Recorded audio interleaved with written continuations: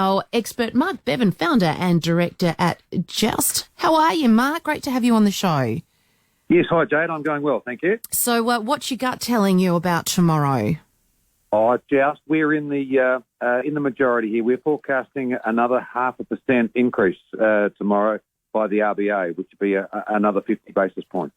So there was talk that it could be 75 basis points, but that seems to have cooled somewhat. So are most economists pretty confident that it will be that 0.5, which is still a lot? Look, we've read somewhere that there's probably an 85% chance that it'll be 50 basis points. So you're right, there had been an expert or two suggesting that 0.75% was a possibility as the Reserve Bank continues to try to chase down inflation.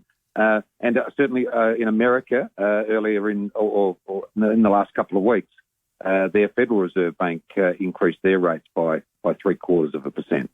So what does that influence have on us here in Australia, if any?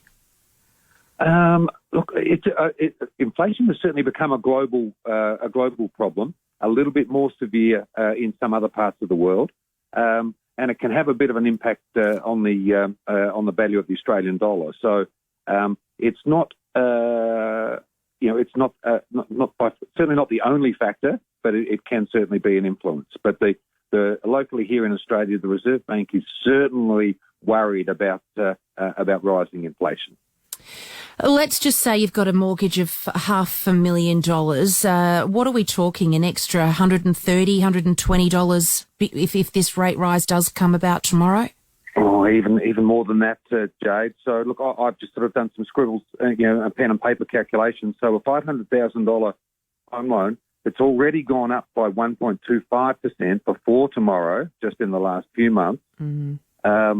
And really, a 1% increase on a $500,000 loan is $400 a month. So if we increase by another half tomorrow, that'll be 1.75. So by my calculations, our hypothetical listener with a $500,000 home loan, payments probably from tomorrow will have gone up by $700 per month.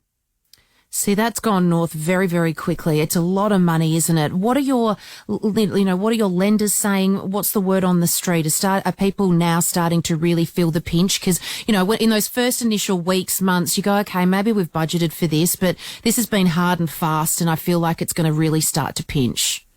Yes, and I think really the harsh reality also is that it's not finished. If there are more rate rises later in the year, those payments are only going to continue to go up. So, look, this will be the expectation, and the Reserve Bank will be expecting to see, people making some difficult decisions around what to cut back on, and to sort of slow people's spending down and slow the economy down. So, it really is that there's a good deal of pain ahead, and just working out what sort of things, how you'll make up those, that extra few $100s a month.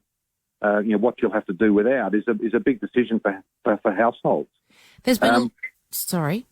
Yeah, look, I was just going to say, Jade, that there's a little bit of encouragement around that maybe these increases might come to an end at a bit lower rate next year than had been feared. So that's perhaps the silver lining, is that perhaps towards the end of 2023, a lot of the economists now are saying that the cash rate might peak at about 3% rather than closer to 4%. There has been a lot of research in the last couple of weeks. We had the retail figures come out, loan figures, obviously. We also had, interest rates and, where the market is at as well. I mean, what's your thoughts on all the information that's come out in regards to where we stand with inflation? Well, I think everyone would feel that the inflation story probably hasn't finished yet. Obviously in the press at the moment, it sounds like beer's going up, electricity's going up, gas is going up.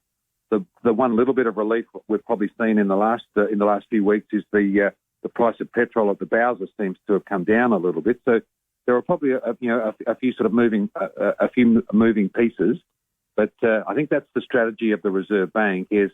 If they can use interest rate increases to just quell demand and just keep that inflation figure under a bit of control, and then gradually see it come back to their preferred range, and that might give us all some relief later in 2023. Mark, thank you very much for joining the program. That is Mark Bevan.